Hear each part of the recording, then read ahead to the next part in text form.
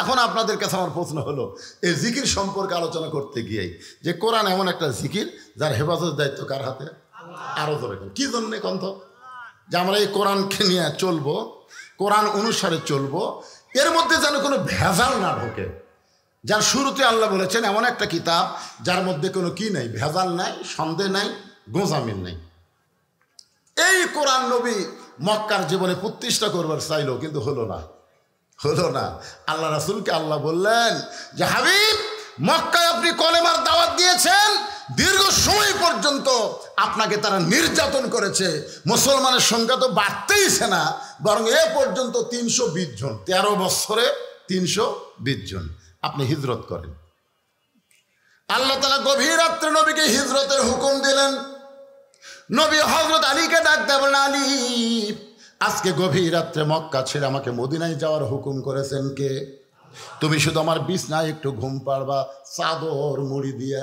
আলী বলতেছি, ইয়া রাসূলুল্লাহ, আপনি হিজরত করবেন আর আমি বিছনায় ঘুম পাড়বো, বলেন তো এর মধ্যে হিকমত কি? রাসূল বলতেছে, তাকায় দেখো। হিকমত হলো তাকায় দেখো। আলী তাকায় দেখে মক্কার 37টা নেতা। কতগুলো নেতা? 37 জন নেতা লাঠি সোটা বর্ষা নিয়ে নবীর বাড়ির চারিধার দাঁড়া আছে। তার মানে কি বুঝলেন? নবীকে আল্লাহ হিজরত করবার কয়া ওই নেতা করক আবার বলিছে, তোরা লাঠি লে দাঁড়া থাক, জাগা মতো পিটন দিব তোর। এখন কথা ঠিক কিনা? আলী বলতেছে, হুজুর, এতদিন আমি মনে করতাম আল্লাহ আপনার পক্ষে আছে, কিন্তু আজকে দেখে বুঝতেছি যা কিছু তা আল্লাহ করতেছে। আপনাকে আল্লাহ হিজরতের হুকুম দিল, আর এরা লাঠি সোটা নিয়ে দাঁড়ায় থাকলো, কারণ কি? যেদিন এরা আপনার বাড়ি ঘেরাও করেনি সেই দিন আল্লাহ হিজরতের হুকুম দিলেই তো পারত। আজকে সবাই যখন লাঠি সোটা নিয়ে দাঁড়ায় আছে, আর এই সময় আপনাকে মক্কা ছেড়ে মদিনায় যাওয়ার হুকুম দিল, আমার মনে হয় আল্লাহ নবী বলেন, আলী, তোমাকে যেইটা হুকুম দিলাম তুমি সেইটাই করো। আমার বিছনায় চাদর মুড়ি দিয়ে তুমি ঘুমায়া যাও, খবরদার চেতন থাকবা না, তুমি ঘুমায়া যাও। নবীর কথা মতো হযরত আলী চাদর মুড়ি দিয়ে বিছনায় ঘুমায় গেলেন। কিছুক্ষণ পরে নবী আবার আসে চাদর টান দিয়ে দেখি তো চেতন থেকে ঘুমের ভান করতেছে নাকি। চাদর টান দিয়ে দেখে হযরত আলী অঘোর নিদ্রায় শায়িত। জোরে কর সুবহানাল্লাহ।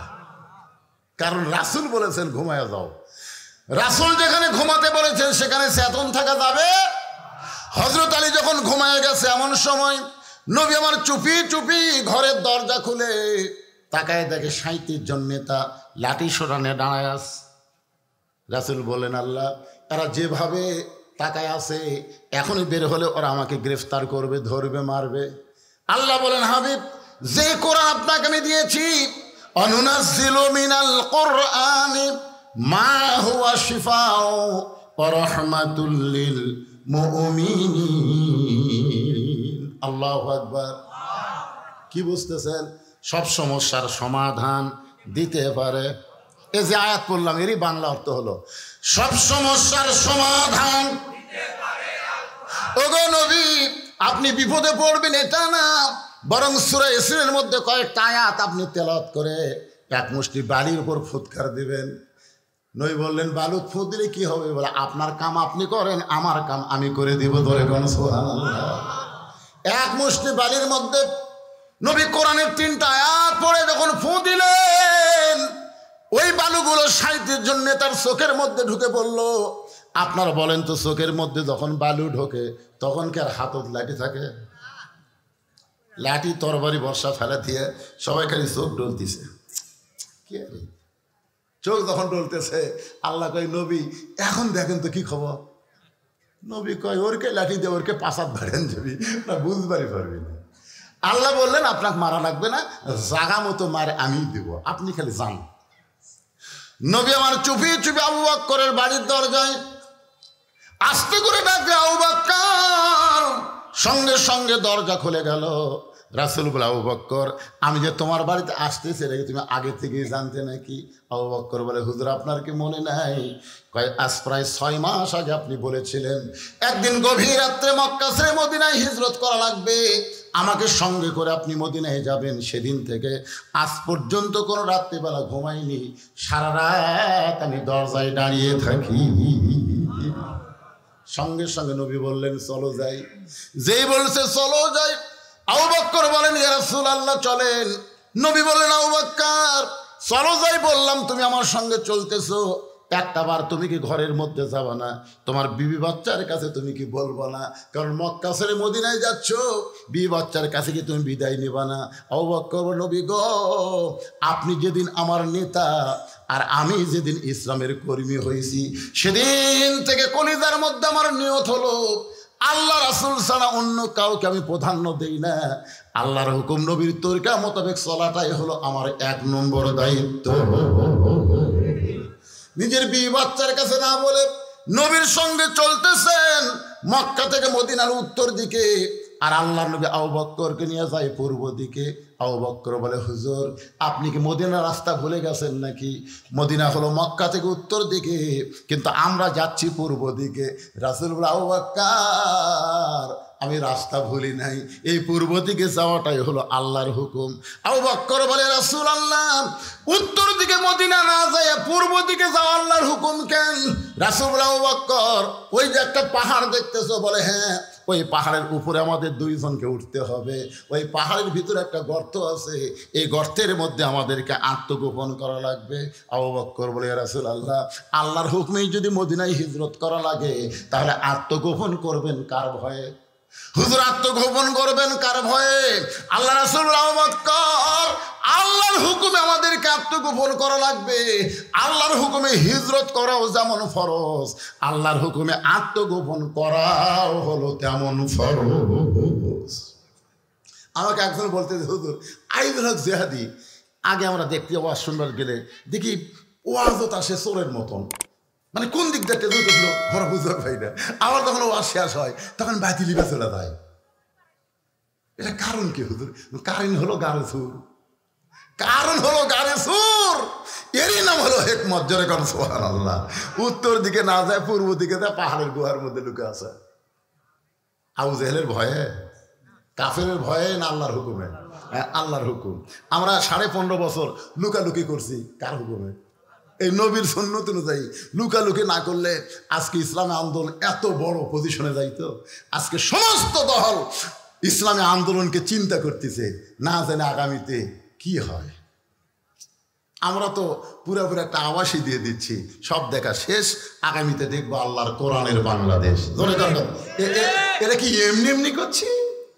গোটা বাংলাদেশ ওয়াজ করতে গিয়ে বুঝতে পারতেছি ভাইজান, আমরা নাঙ্গল দিয়ে চাষ করছি, কিংবা আমরা এই পাওয়ার টিলার দিয়ে চাষ করি, তা নাঙ্গলই করি। যখন এক মার্কা নাঙ্গল দিয়ে চাষ করছি, ধান কাটে নৌকাত করে আমরা নদীর ওই পারে নিয়ে যাচ্ছি মাপার জন্য। কি দিয়া মাপবেন এখন আপনি চিন্তা করবেন। জোরে কথা ঠিক কিনা? সব দেখা শেষ, আগামীতে দেখবো এই 92 মুসলমানে আল্লাহর কোরআনের বাংলাদেশ। কারা কারা দেখতে রাজি? 2 হাত তুলে আল্লাহকে দেখান। লিল্লাহে তাকবীর।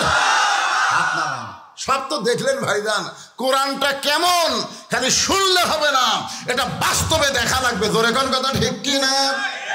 একটু মনোযোগ দিয়ে শুনবেন। সকাল হয়ে গেছে, সকাল হয়ে গেছে। আবু জেহেল বলতেছে যে পাহারা দিছি পলাবি কোন দিক দিয়ে?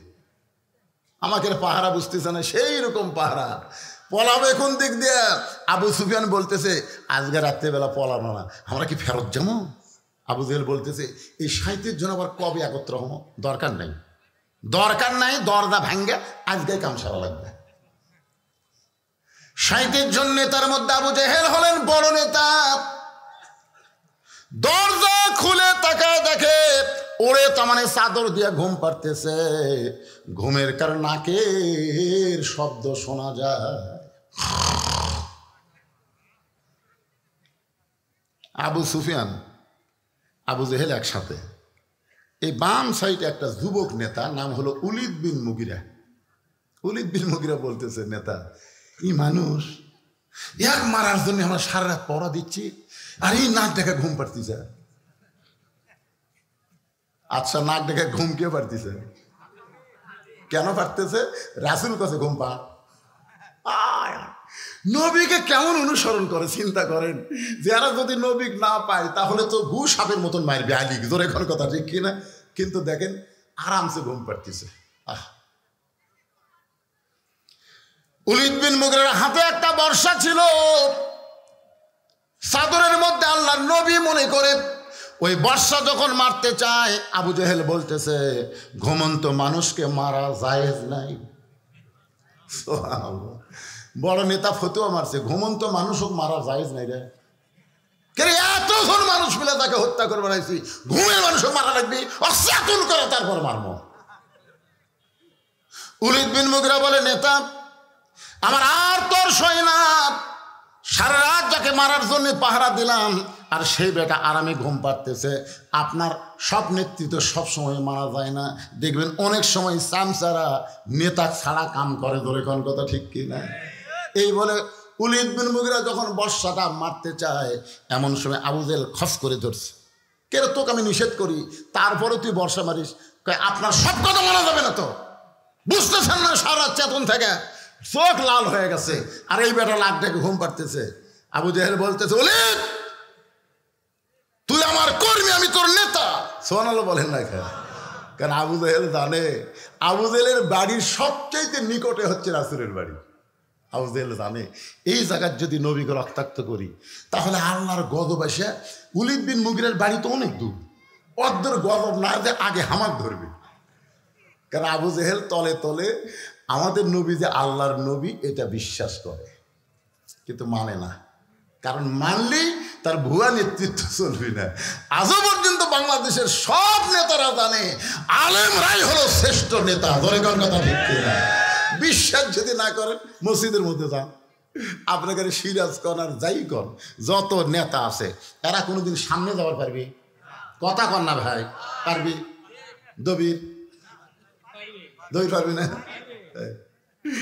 এটি আর ডাইরেক্ট দিচ্ছে না, এটা ওটা অ্যাঙ্গেলে দিল। যেই নেতা পিছনে থেকে সামনে যাওয়ার পারবে না, ওরে নেতা বানান যাবে না। জোরে কোন কথা ঠিক কিনা?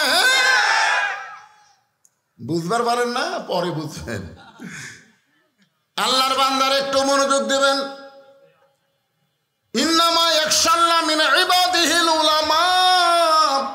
এই কোরআনের সবচাইতে বড় জিকির হলো বান্দা সমূহের ভিতরে আলেম বান্দারাই আল্লাহকে সবচাইতে বেশি ভয় করে। যারা ভয় করে তাদেরকে যেই সিয়ারি দেন ওই সিয়ারের গুরুত্ব তারা বহন করবে। একটু মনোযোগ দিয়ে শুনবেন।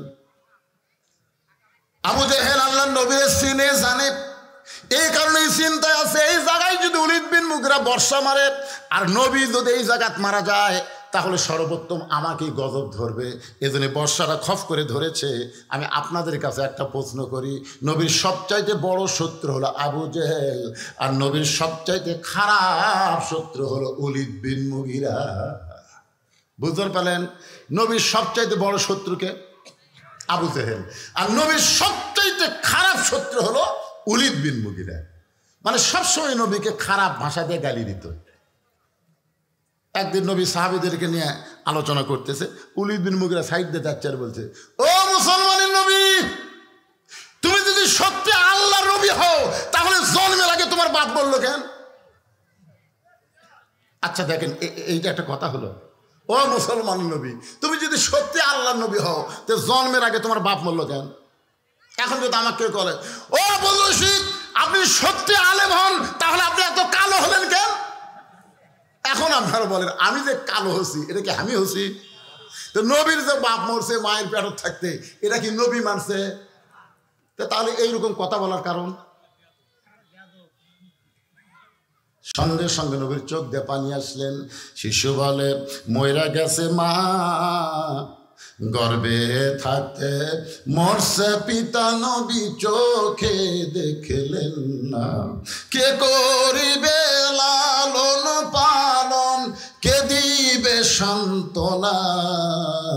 এই দুনিয়ার বড় এতিম নবী ছিলেন একজনা।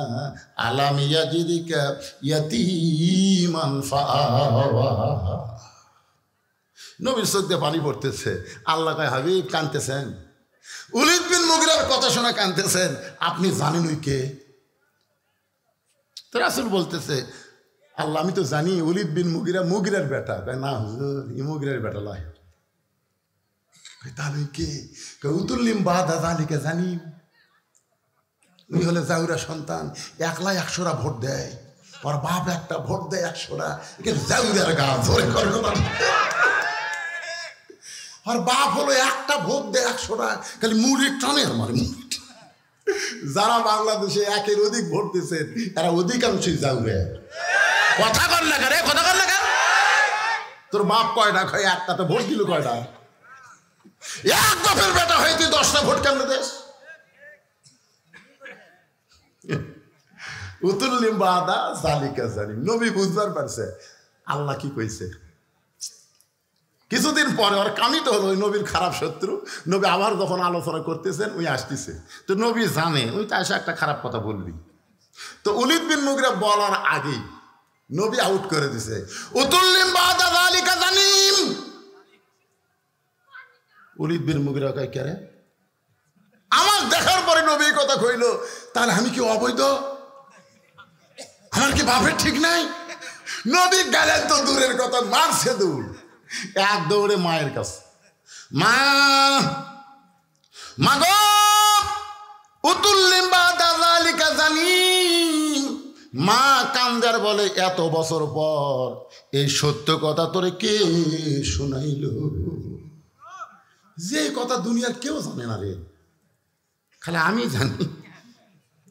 এই কথা তোরে কে শুনাইল? ওলীদ বিন মুগীরা বলতেছে, মা কি কি কি কে কি কি লবে? এই কথা তো কে শুনাইল? এত দামি কথা তোরে কে শুনাইল রে? যে তোরে শুনাইছে এ দুনিয়ার সাধারণ মানুষ না। ধরে কোন সুবহানাল্লাহ। ওলীদ বিন মুগীরা বলে, মা তাহলে সত্যই কি আমি দারুস সন্তান? ওলীদ বিন মুগীরার মা বলতেছে, তুই দারুস সন্তান এইটা তোরে যে বলেছে আমি জানি না, তবে কথা সত্য। ওলীদ বিন মুগীরা বলে, মা তাহলে বলেন তো আমার জন্মটা কিভাবে হলো? এখান থেকে বোঝা গেল আল্লাহর নবীকে যারা গালমন্দ করবে, নবীর বিরুদ্ধে যারা সমালোচনা করবে, এমনকি ওয়ারাসাতুল আম্বিয়া আলেমদেরকে নিয়ে যারা সমালোচনা করবে, তারা সকলেই হলো অবৈধ সন্তান। বৈধ সন্তান কোনোদিন আলেমদের সমালোচনা করবে না। আল উলামা ওয়ারাসাতুল আম্বিয়া, আলেমরা হলো নবীদের ওয়ারিস। এবার ওলীদ বিন মুগীরার মা বলতেছে, ওয়াজান তাহলে শোন, আমার মায়েরা যারা পর্দার অন্তর আছেন, এখন একটু আপনাদের মনোযোগ দিয়ে শোনা লাগবে। কারণ বাবা আনন্দে মাতিয়া সাগরে ভাসাইয়া সেই যে চইলা যায় খবর লয় না। মাজন ধরিয়াই উদরে কত কষ্ট করে, 10 মাস সবের বেদনা, এমন দরদি ভবে কেউ হবে না আমার মা। মা গো, আমাদের সেই মাগুলো ভালো হোক, আমরা চাই কি চাই না? যেরকম চাই কি চাই না? ওলীদ বিন মুগীরার মা, ও মা, যারা পর্দার অন্তরে বসে আছেন তারা একটু মনোযোগ দিয়ে শুনবেন। অনেক যুবক যুবতী বৌথিয়া মালয়েশিয়া যায়, অনেক যুবক বৌথিয়া সৌদি আরব যায়, আছে না নাই? আপনার এলাকাতে এরকম আছে না নাই? এখন যে ওয়াজটা হইয়া খালি খাফের খাপ মন্তাজের বাপ, মায়েরা রে, হায় হায় রে, আমাদের বাংলাদেশের যা পরকিয়া শুরু আছে, পরকিয়া। এই শালা নিজুম মজুমদার পরকিয়া করতে ধরা পড়ছে, হারফিক খাচ্ছে, ধরে কর কি খাচ্ছে, শালা এমন মার দিছে ভাই টকশোর মধ্যে। তোর মুখ দিয়ে যে খারাপ কথা বাড়ায়, তোর মুখ পরিষ্কার করলে হারফিক খাওয়া থাকবে। হারফিক মানুষ কোন জায়গা দেয়? কথা কান্নায় কোন জায়গা দেয়? পায়খানা পেশাব খারাপ হারপিক দেয়। নিজুম মজুমদার ওর মুখের মধ্যে হারপিক ঢুকাছে। ধরে কোন কথা ঠিক কিনা? আমার মায়েদের জন্য বলতেছেন ভালো মা হন। ভালো মা ছিল ফাতেমাতুজ যোহরা, ভালো মা ছিল আব্দুল কাদের জিলানীর মা। একটা মা যদি ভালো হয়, পেটের সন্তান আল্লাহর ওলি হয়। পেটের সন্তান কি হয়? আল্লাহর ওলি হয়। আব্দুল কাদের জিলানীর ওয়াজ আমি বহুদিন আপনাদের এলাকায় আগে করেছিলাম। 4 বছর বয়সে এরকম হাফিজ একটা মাদ্রাসায় উম্মুল খায়ের ফাতেমা, আব্দুল কাদের জিলানীর মায়ের নাম হলো উম্মুল খায়ের ফাতেমা, নবীর মেয়ের নামের মতোই ফাতেমা। মাদ্রাসায় ভর্তি করে দিয়েছে, সন্তানকে কোরআনের হাফেজ বানাবার চায়। ওস্তাদ বললেন, মা কোনো টেনশন করেন না, আল্লাহ তাআলা যদি রহমত করে আপনার ছেলে কোরআনের হাফেজ হয়ে যাবে। তখন আব্দুল কাদের বয়স হলো মাত্র 4 বছর। 4 বছরের ছোট্ট আব্দুল কাদেরকে মাদ্রাসায় ভর্তি করে দিয়ে গেছে। পরদিন সকালবেলায় দেখবেন ওস্তাদেরা কিন্তু বাচ্চাকে আগেই কোরআন শরীফ পড়ায় না, সর্বপ্রথম যেটা পড়ায় তার নাম হলো কায়দা। ধরে কারণ তার নাম কি? কায়দা পড়াতে গেলে আগে পেশাবখানাত নিয়ে যায়। আমার মাদ্রাসায় দেখছি ছোটো বাচ্চা ভর্তি করে দিলে ওকে আগে কায়দা দেয় না, আগে পেশাবখানাত নিয়ে যায়। আমি কইলাম, হুজুর পেশাবখানাত কেন? হুজুর কায়দার মধ্যে তো কোরআনের অক্ষর আছে, আল্লাহ কোরআনে বলেছে লা ইয়ামাসসুহু ইল্লাল মুতাহহারুন। ততক্ষণ পর্যন্ত কোরআন স্পর্শ করা যাবে না যতক্ষণ পবিত্র না হবে। এর ভিতরে পেশাব পায়খানা না শিখাই এরা পবিত্র কেমনে হবে? 4-5 বছর 6 বছরের বাচ্চাকে মাদ্রাসার ছাত্র হুজুররা পেশাবখানা দিয়ে গেছে, আর আমাকে প্রাইমারি বই হাতত দিচ্ছে। আগডম বাগডম ঘোড়াডম সাজে ঢাক ধরলো, ঝাঁঝর বাজে, বাজতে বাজতে চললো ঢুলি গেল কমলা ফুলির টিয়াটা সূর্য মামার বিয়াটা। কেরা শুয়ে বলা খাড়া হয়ে পেশাব করে। আমি বললাম, কেরে বেটা বসে থেকে কর, কেমনে পেশাব করা লাগে তোর স্যার শিখাইনি? তখন মুসকে হাঁচাকে সাজে কি কয়, প্রাইমারি পেশাবখানা যায় দিকে আমার স্যারই খাড়া হয়ে পেশাব করে। মানে যে শিক্ষা দিচ্ছে ওই শিক্ষাতে আবার পানি নেওয়া লাগবি, খাড়া হয়ে মারবি। এখন কায়দা ধরার আগে তাকে ওযু করা শিখায়। কি হুজুর কথা ঠিক আছে? পেশাব করান পায়খানা করেন কেমনে পরিষ্কার হবে এইটা শিখানোর পরে তারপরে বলে আলিফ বা তা সা। আব্দুল কাদের জিলানীকে যখন বলেছেন আলিফ, সঙ্গে সঙ্গে লাম মিম যালিকাল কিতাবু লা রাইবা ফিহি হুদাল লিল মুত্তাকিন আল্লাযীনা ইউমিনুনা বিল গায়বি ওয়া ইয়াকিমুনাস সালাত ওয়া মিম্মা রাযাকনাহুম ইউনফিকুন। ওস্তাদ মারছে দূর। কে আলিফ বলার পরে বা তা, ওই আলিফ শুনাই লাম মিম করে শুরু করলো, আর যে হারে ঝুঁকতিছে আর মারতেছে। খালি কোরআনের কিন্তু একটা ঝোঁক আছে না নাই? অজিলাত কুলুবুহুম, তার অন্তরের মধ্যে কোরআনের বাণী এমনভাবে তলপড়ানি সৃষ্টি করে যার কারণে প্রত্যেকটা মাদ্রাসায় গিয়ে দেখবেন বাচ্চারা কোরআন পড়তেছে এরকম ঝুঁকতেছে। এটা হলো কোরআনের মুজিজা। জোরে কর সুবহানাল্লাহ। আব্দুল কাদের ছোট্ট বাচ্চা কোরআন পড়তেছে আর ঝুঁকতেছে। এমন সময় ওস্তাদ মারছে দৌড়। অনেক ছাত্র বলে, হুজুর দৌড়ান কেন? বলে একলা পারতেছে না, ভয় লাগে। মানুষের বাচ্চারা মনে হয় পেতনির বাচ্চা। সমস্ত শিক্ষক ছাত্র ঘিরে ধরেছে, আর 4 বছর আব্দুল কাদের জিলানী খালি পড়ে যাচ্ছে। এক হুজুর কোরআন শরীফ হাতে নিয়ে এরকম আব্দুল কাদের পড়ার দিকে খেয়াল করে আয়াত বের করে ধরতেছে। বাজান করে একটা আয়াত পর্যন্ত বাদ দেয় না। যেই মাত্র 18 পারা কোরআন তেলাওয়াত শেষ হয়ে গেল, এমন সময় আব্দুল কাদের অটোমেটিক ব্রেক হয়ে গেছে। সমস্ত ওস্তাদ বলতেছে আর কেন পারতেছে না, আর কেন পারতেছে না। একজন ওস্তাদ বলে, জানবার যদি চাও তাহলে আব্দুল কাদেরের মায়ের কাছে যাও। জানবার যদি চাও বাপের কাছে যাও। কথা কন না কেন? বাপের কাছে। ওলীদ বিন মুগীরা কার কাছে গেছে? মায়ের কাছে। আকাই হুজুর সারা বছর আমার খিদা লাগে না, কিন্তু রোজার ফাঁদ উঠলে খালি খিদা লাগে হুজুর। আমার এত খিদে রমজান মাসে কেন?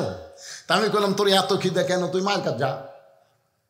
তোর হুজুর মায়ের কাছে আর যাস না কেন? মা কি বাঁচে আছে? আছে, যা মায়ের কাছে। ওই মায়ের কাছে বলতেছে, মা 11 মাস আমার খিদা কম, কিন্তু রোজার মাসে এত খিদা কেন? তখন মা বলতেছে, তোর দাদি এই সর্বনাশ করছে তোর দাদি। তুই যখন আমার পেটত আসলি রোজার মাসে তোর দাদি বলছে, বৌমা খবরদার রোজা থাকো না, রোজা থাকলে পেটের বাচ্চা শুকা যাবে। খালি তুই কি তাজা ছোঁয়ার জন্যে রোজার মাসে আমি খাসি রে, আমিও খাসি তুইও খাসি। এই যে রোজার মাসে তোর খাওয়া শুরু হচ্ছে, বেড়ে এসে তুই আর না খায় থাকবার পারতেছিস না। একটা মা যদি ভালো হয়, এই জন্য খ্রিস্টান নেপোলিয়ান বলেছে, ভালো একটা সন্তান চাইলে ভালো একটা মায়ের দরকার। ধরে কোন কথা ঠিক কিনা? মায়ের কাছে যা। আব্দুল কাদেরকে কান্দে করে মায়ের বাড়ির দরজায়, মা জানলা দিয়ে তাকায় দেখে গতকাল আব্দুল কাদেরকে ভর্তি করে দিছে মাদ্রাসায়, আজকেই ফেরত নিয়ে আইছে। মা কান্দের বলে, হুজুর আমার আব্দুল কাদেরের অপরাধ কি? কি অপরাধে তাকে ফেরত দিয়ে বেড়াইছেন? ওস্তাদ বলতেছে, মা আব্দুল কাদের অপরাধ হলো একটাই, আলিফ বলার পরে বা বলে না। নাক টানে 18 পারা কোরআন আমাদের কেমনে শোনাই। মা কান্দার বলে, হুজুর আমার আব্দুল কাদের কেমনে কোরআন শোনাইলো আমি মা হইয়াও বলতে পারবো না। ওস্তাদ বলে, মা গোপন করো না, সত্যি করে বলো তো খবর কি। মা কান্দার বলে, সত্য কথা হলো আমি হলাম 18 পারা কোরআনের হাফেজা। এই আব্দুল কাদের যখন পেটে ছিল, আল্লাহ তাআলা আব্দুল কাদেরের কারণে, সন্তান পেটে আসার কারণে মায়ের মাসিক ব্যারাম বন্ধ করে দিল। যে মায়েরা পেটে বাচ্চা আসে সাথে সাথে তাদের কি হয়, মাসিক ব্যারাম বন্ধ হয়ে যায়। কারণ কি বন্ধু? কারণ হলো প্রতি মাসে 3 দিন 5 দিন মায়েরা মন চাইলেও ইবাদত করতে পারবে না। কেন পারবে না? এই মাসিক শুরু হলে মেয়েদের নামাজ পড়া যাবে না, কোরআন পড়া যাবে না, তারপরে রোজা রাখা যাবে না। কিন্তু পেটে বাচ্চা আসার সাথে সাথে আল্লাহ মাসিক ব্যারাম বন্ধ করার কারণ হলো বাচ্চা থাকা অবস্থায় মায়ের ইবাদতের যেন কোনো কমতি না হয়। কারণ মায়ের ইবাদতের সাথে পেটের বাচ্চার আল্লাহ সম্পর্ক করে দেয়। পেটে বাচ্চা নিয়ে মা রুকুর থেকে সেজদাত গেছে, পেটের বাচ্চা বড় হচ্ছে, এখন 7 মাস, 7 মাসের বাচ্চা পেট বুঝতেছে না, পেট উঁচে হয়ে গেছে, তারপরে রুকুতে সেজদাত গেছে, একটা বাচ্চা পেটের মধ্যে ঠাসি খাচ্ছে। রুকুতে সেজদাত গেলে কি হয়? ফেরেশতারা বলতেছে, আল্লাহ কি কষ্ট করে মা নামাজ পড়তেছে, পেটের বাচ্চার মনে হয় কষ্ট হচ্ছে। আল্লাহ কয়, ফেরেশতা সাক্ষী থাক, সাক্ষী থাক, যে মা পেটে বাচ্চা নিয়ে কষ্ট করে রুকুর থেকে সেজদাত যায়, ও মা শুধু নিজে নামাজ পড়ে না, পেটের বাচ্চাকেও নামাজি বানায় দিচ্ছে। ধরে কাল সুবহানাল্লাহ। কি বুঝতেছেন ভাই? আজকে আমাদের যেগুলো ধরে ওদের খাড়া হয়ে আছে ঘুরতেছে, এগুলো কি এরকে দোষ? এরকে দোষ না তো। ওরা যখন মায়ের পেটে ছিল, মা তখন পেট দিয়ে গোটা পাড়া ঘুরিছে, ওই যে পেটের মধ্যে থেকেই এরকে ঘুরনি ব্যারাম শুরু হয়ে গেছে। ভালো মায়ের বাচ্চা যারা কোরআনের মাহফিলে বসবে তারা, ধরে কোন কথা ঠিক কিনা? আপনি কি খবর চান? এইরকম কোরআন আলোচনা বাদ দিয়ে যারা রাস্তা ঘুরতেছে, এরকে মা ভালো? কথাটা আমার না, একটু মনোযোগ দিয়ে শুনবেন। ওলীদ বিন মুগীরা মা, সেখান থেকে আমি মায়ের কথা বলতেছি। মায়েরা যদি ভালো হবার চান, আপনাদের 1000 আমল করা লাগবে না। 1 নম্বর আমল হলো অকরনা ফি বুয়ুতিকুন্না ওয়ালা তাবাররাজনা তাবাররুজাল জাহিলিয়াতিল উলা। আল্লাহু আকবার। আর মায়েদের জন্য বলতেছি, মায়েরা যারা পর্দার মধ্যে বসে আছেন, মা আপনাদের জন্য আল্লাহ বলেছেন, মেয়েরা ঘরের মধ্যে থাকো, ঘরের বাহির হইও না। কোনো প্রয়োজনে যদি ঘরের বাহির হও, তাহলে হেজাব নিয়ে, পর্দা নিয়ে বের হওয়া লাগবে। জাহেলিদের যুগে মেয়েরা সাজগোজ করে বের হতো, আর বাংলাদেশের মেয়েরা প্রধানমন্ত্রী হয়। এরশাদ চাচার পরে আমাকে আর কোনো শান্তি নেই। এই মেয়ের কবরে আমরা পড়ছিল ভাই। আল্লাহ আল্লাহ, আগামীতে আর যেন বাংলাদেশে কোনো মেয়ে মানুষ প্রধানমন্ত্রী না হয়। কেরে মরদেরা চেতেন না কেন? বারে চেতেন না কেন? আমার কথা না, আমার কথা। আল্লাহ কোরআনে বলেছে, আর রিজালু কাওয়ামুনা আলান নিসা, পুরুষরা নারীদের উপরে থাকবে রে। নারী যদি পুরুষের উপরে ওঠে, ওয়াজেদ মিয়ার মতন হবে। ওয়াজেদ মিয়া বোঝে? ওয়াজেদ মিয়ার জাফরুলের কাছে গেছে, গণস্বাস্থ্যে জাফরুলের কাছে গিয়ে বলতে, ভাই আমাকে একটা চাকরি দে ভাই। তো জাফর খালি হাসে। ওয়াজেদ মিয়াকে, হাসেন কেন? বলে, হাসার কারণ হলো আপনার বউ হলো প্রধানমন্ত্রী, আর আপনি আমার কাছে চাকরি চান। ওয়াজেদ মিয়া যে কান্দা কান্দিছে,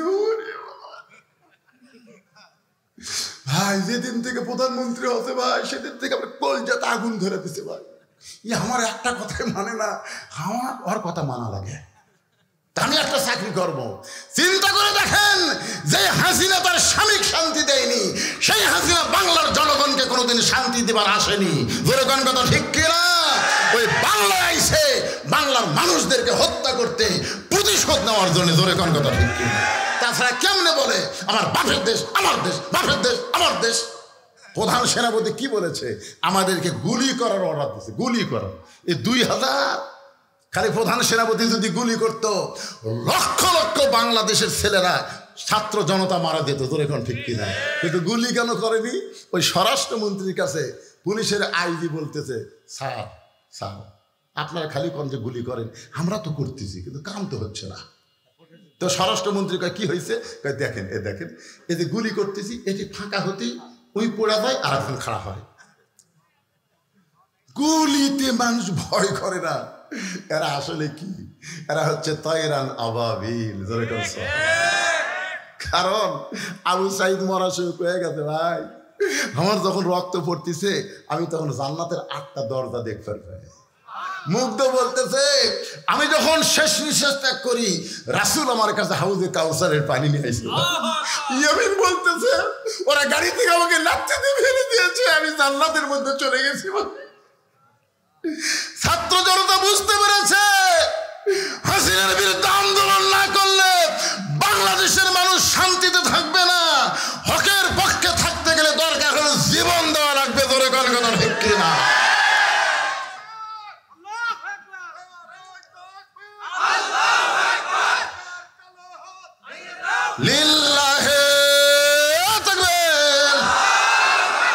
একটু মনোযোগ দিয়ে শোনেন, বিষয়টা হচ্ছে ফাযকুরুনি আযকুরুকুম ওয়াশকুরুনি ওয়ালা তাকফুরুন।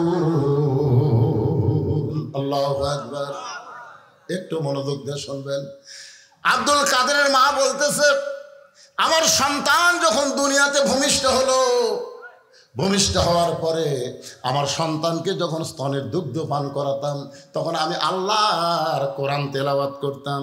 আমার সন্তান যখন কান্নাকাটি করত আমি তখন মনোযোগ দিয়ে শোনা লাগবে।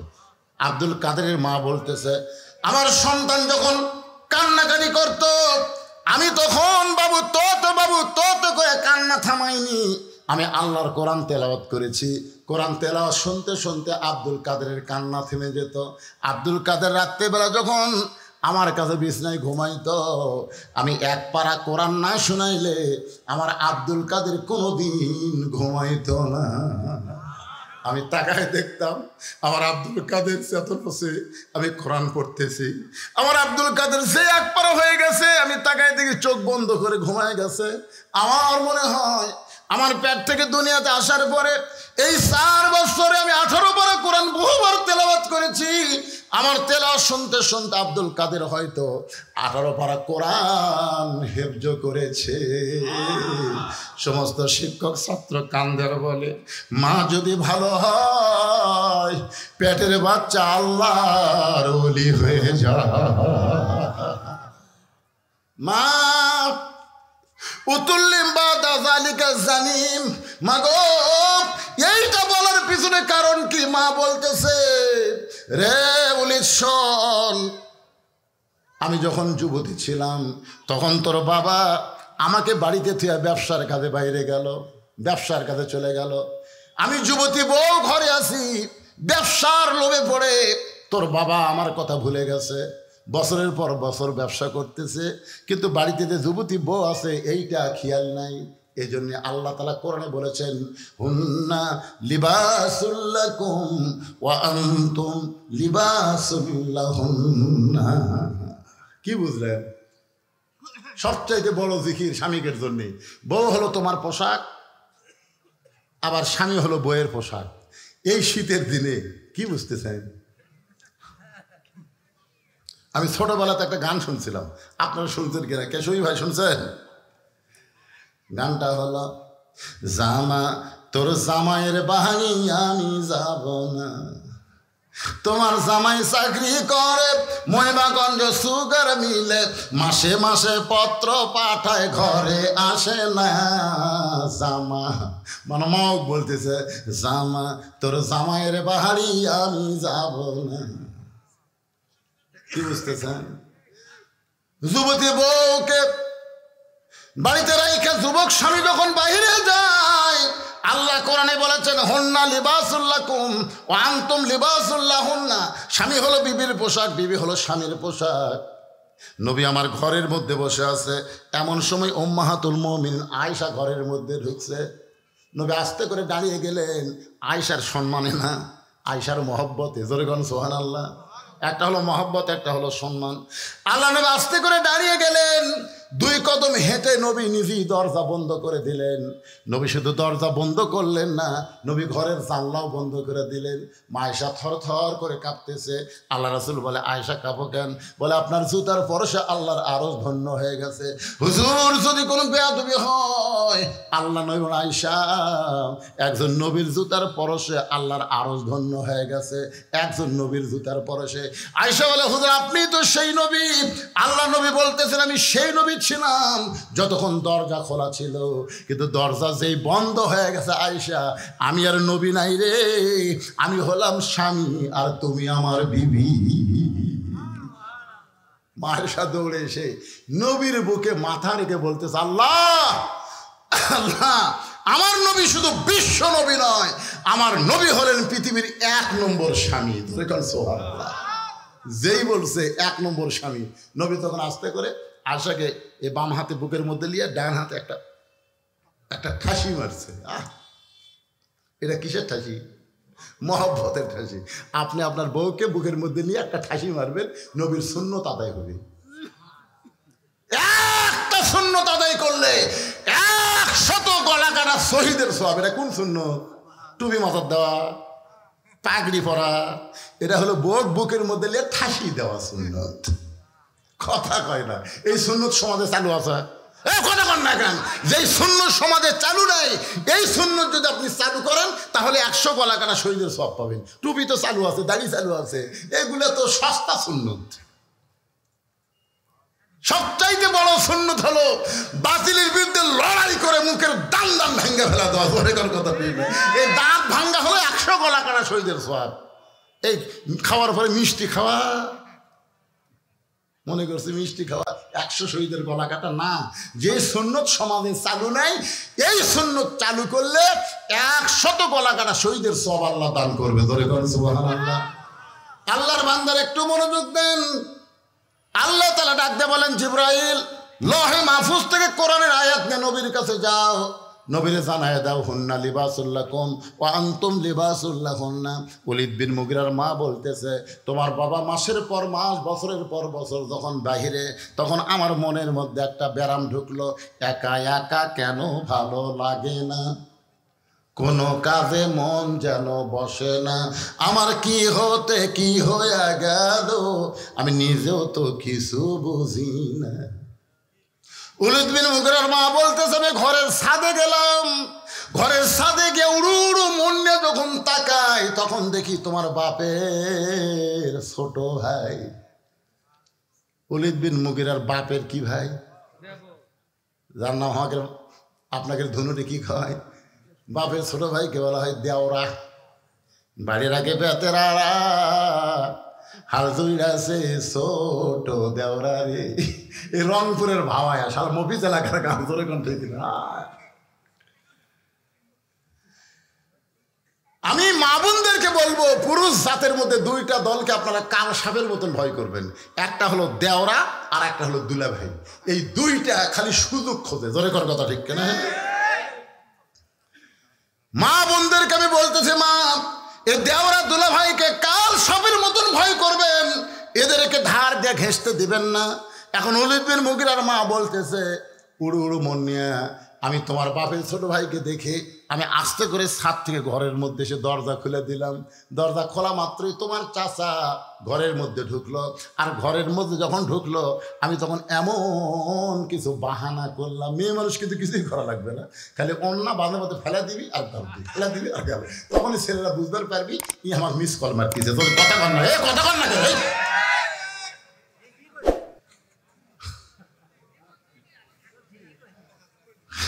একটু চিন্তা করতে বক্তা ভাল্লা। এই সমাজের সবচাইতে খারাপ রোগ এটাই। জোরে কর কথা, ঠিক না? আমি কি বলছি, এটা কল না মিস কল?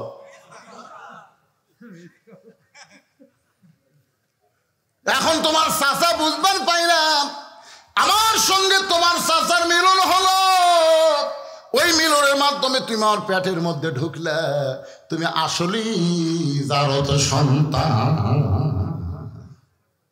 আবু জেহেল মনে আছে না, ভুলে গেছেন? ওলীদ বিন মুগীরার কি ধরে আছে? বর্ষা। বর্ষা ধরে আছে। বাম হাতে বর্ষা ধরে, ডান হাতে চাদর। বাম হাতে বর্ষা ধরে, ডান হাতে চাদর টান দেওয়ার পরে 37 জন্য তার চোখ বড় হয়ে গেছে। তোরা কি পড়া দিলি রে?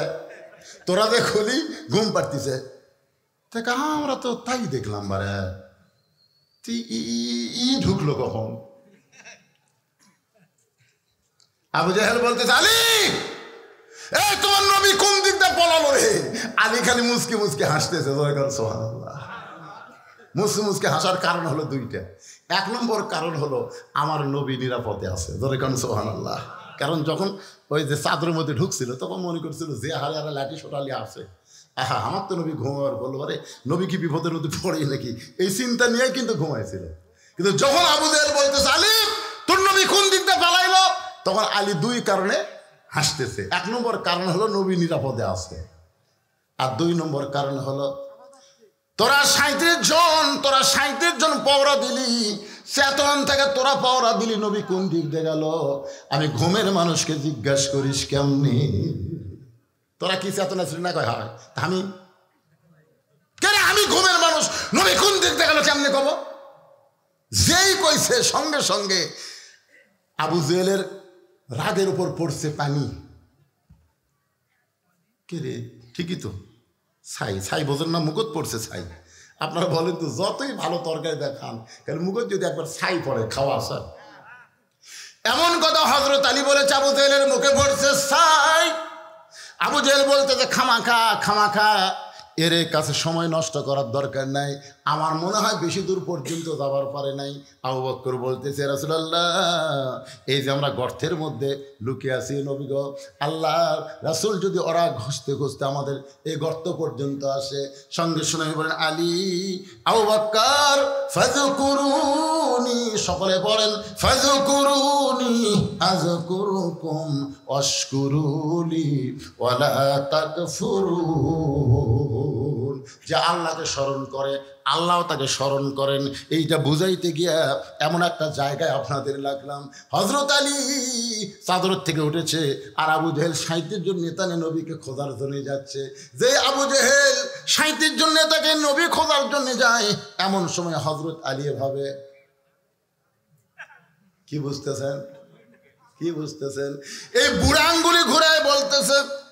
সঙ্গে সঙ্গে আবু সুফিয়ান বলে নেতা যেই বেটা ঘুমের কারণ নবী চলে গেল আমরা বুঝবার পারলাম না, সে বুড়া আঙ্গুল ঘুরে আমাদের কি বলে? আবু জেহেল বলতেছে আমার মন চায় ওরে সাইজ করি, কিন্তু ওর চেহারার দিকে তাকাইলে বুঝতে পারি আমরা কিছুই না। আল্লাহর জিকির করার কারণে আল্লাহ তার চেহারার ভিতরে এমন শক্তি দিয়েছে। সুবহানাল্লাহ।